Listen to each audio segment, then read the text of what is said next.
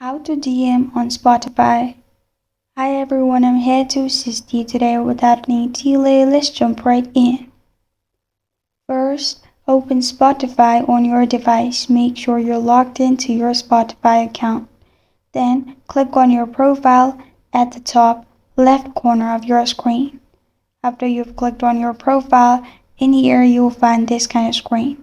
Click on New Message, you will find it in here.